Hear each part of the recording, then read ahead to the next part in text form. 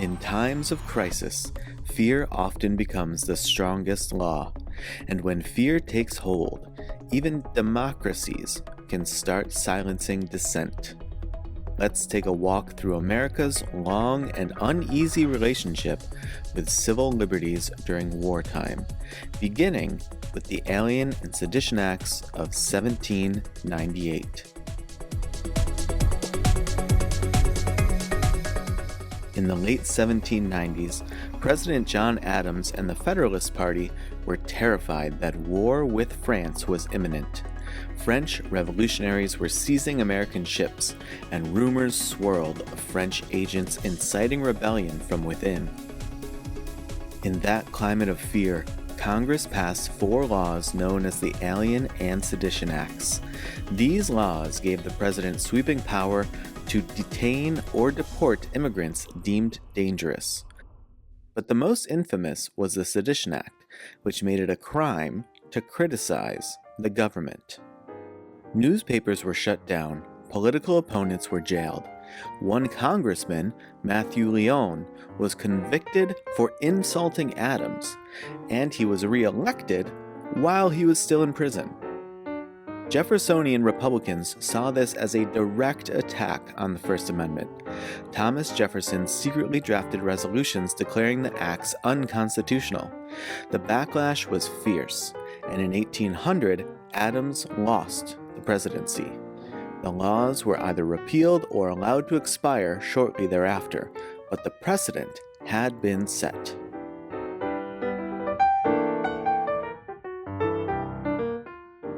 Fast forward to the Civil War. President Abraham Lincoln faced a nation literally tearing itself apart. To protect the Union, Lincoln suspended habeas corpus, allowing the military to arrest civilians without trial. Over 14,000 civilians were detained, newspapers were shuttered, and dissenters like Congressman Clement Vallandigham were arrested and exiled for criticizing the war. Lincoln justified these actions as temporary necessities to save the nation. But after the war, the Supreme Court ruled in Ex parte Milligan that military trials for civilians were unconstitutional even in wartime. The message was clear.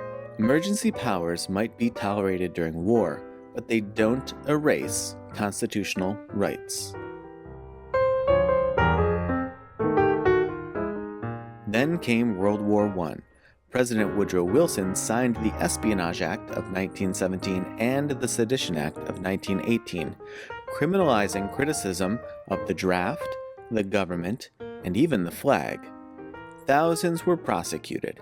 Socialist leader Eugene V. Debs was sentenced to 10 years in prison just for giving a speech.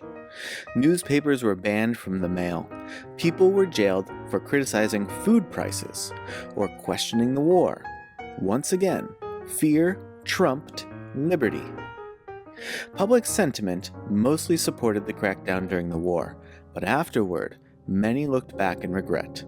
The American Civil Liberties Union was founded in direct response to these abuses, and by the 1920s, most of the wartime laws were repealed or ruled unconstitutional.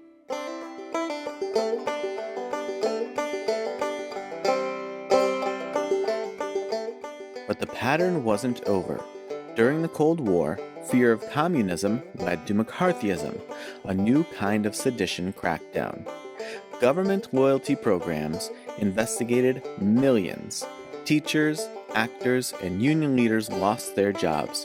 Congressional hearings demanded people name names or face jail and blacklisting. There wasn't one specific Sedition Act this time, but the climate of fear and censorship was unmistakable. Careers were destroyed over mere suspicion. It took a televised showdown, the Army McCarthy hearings, and the famous rebuke from attorney Joseph Welch to turn the tide. Have you no sense of decency, sir?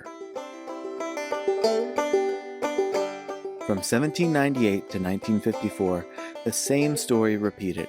Fear of enemies, real or imagined, leads to laws that silence dissent.